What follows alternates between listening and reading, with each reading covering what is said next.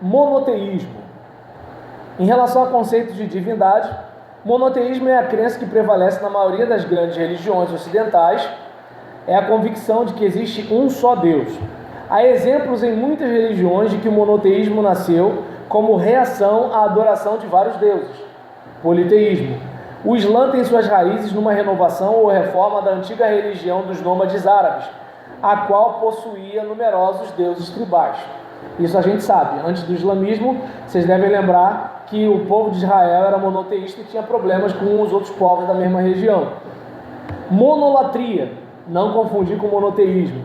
A monolatria é uma crença situada a meio caminho entre o politeísmo e o monoteísmo. Implica a adoração de um único Deus, sem negar a existência de outros.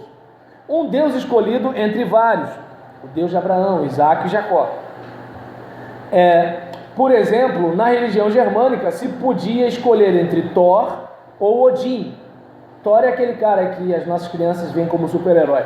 Thor ou Odin, aquele em que, se tivesse total confiança aqui, a teoria fica em segundo lugar. O importante não é saber se determinado Deus existe ou não, mas se ele é cultuado. Existem hoje exemplos de monolatria no hinduísmo. Então, não sei se deu para perceber que assim, a questão é de adorar ou não adorar. No caso monoteísmo, só há um Deus. Na monolatria, nós preferimos um Deus. Deu para perceber a diferença? E aí, embora quando se fala monolatria e monoteísmo, tem gente que acha que é a mesma coisa. Politeísmo. Que horas tem, Neuci? Eita, no meu está 37. Aí nisso, politeísmo. Em religiões que possuem diversos deuses, é comum estes terem funções distintas, bem como esferas definidas de responsabilidade. Lembra? Baal, Astarote, Moloque. A criação de animais e a pesca, o comércio e os diferentes ofícios, o amor e a guerra, olha a Afrodite aí, Ares, podem ter seus próprios deuses. O mundo dos deuses com frequência é organizado da mesma maneira que os dos homens, numa família ou no estado. Lembra do panteão grego? Alguns pesquisadores acreditam que as divindades indo-europeias, isto é, indianas, gregas, romanas e germânicas, se estruturaram em 3 classes baseadas na sociedade da época.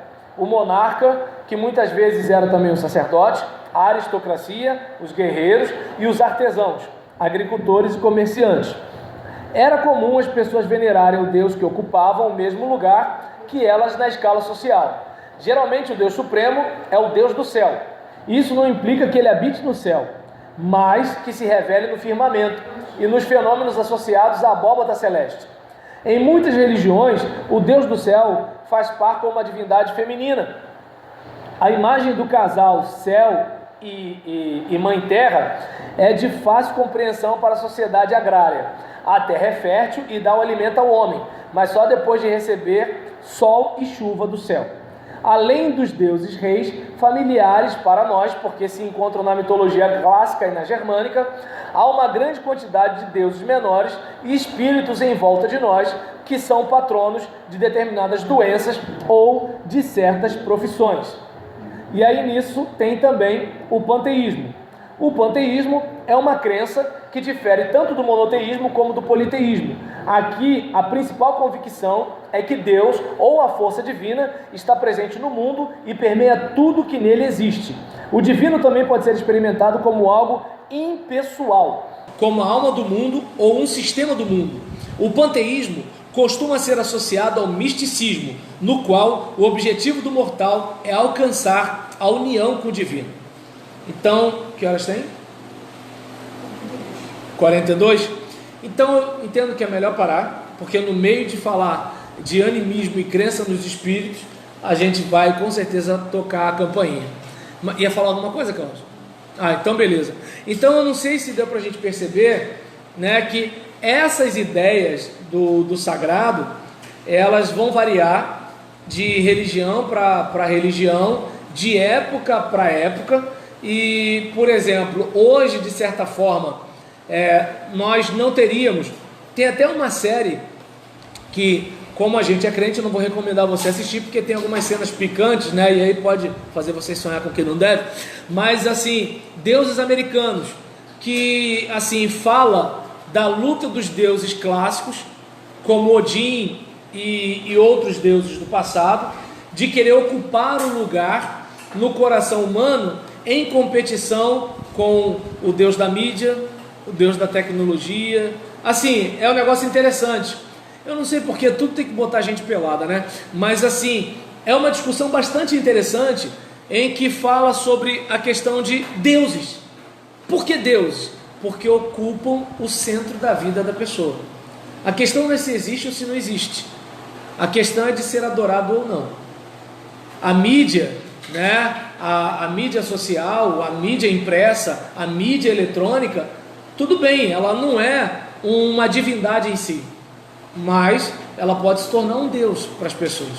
Tanto que o que ela diz, todo mundo acredita, né? E o que ela dita vira moda. Então é importante a gente observar esse tipo de coisa, né? Para verificar que a questão de monolatria, você tem um Deus, mas você considera que outros existem, que outros existam.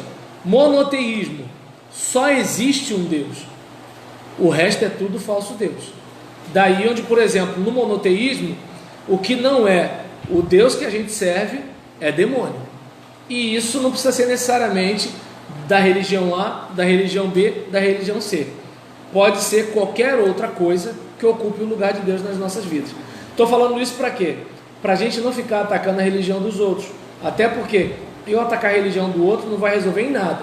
Agora, se eu fizer uma faxina na minha religião, eu posso expulsar uma cambada de demônio que está alojado num monte de coisa. Ué, ou você acha que o cara que se agarra num cargo, o cara que se agarra numa popularidade, o cara que se agarra no domingo à noite, você acha que não tem alguma coisa de idolatria nessas coisas? Tá dando, ó o WhatsApp aí. Deu para entender? Essa é a situação. Então valeu, minha gente. Até mais.